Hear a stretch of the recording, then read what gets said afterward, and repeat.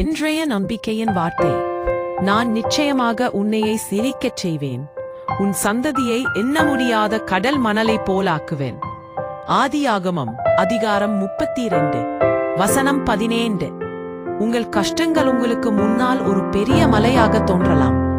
உங்கள் வயதான குழந்தைகளுக்கு திருமணம் செய்து வைக்க முடியாமல் நீங்கள் திரளலாம். உங்கள் குடும்பத்தில் குழந்தை இல்லாமை ஒரு தீவிர கவலையாக இருக்கலாம்.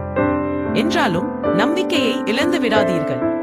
கர்த்தர் மேல் நம்பிக்கையாயிருங்கள். கர்த்தர் சில சமயங்களில் தம் பிள்ளைகள் ஒரு பெரிய ஆசீர்வாதத்தை பெற்றுக் கொள்வதற்கு முன் அக்கினி, மன அழுத்தம் மற்றும் தனிமை போன்ற பாதைகளின் வழியாக கடந்து போக அனுமதிக்கிறார். உங்கள் கஷ்டங்களையே பார்த்து கொண்டிருப்பதற்கு பதிலாக அவை விரைவில் தீர்க்கப்படும், விரைவில் செழிப்பு வரும் என்று உங்கள் இதயத்தில் திடமாக சொல்லிக் கொண்டிருங்கள்.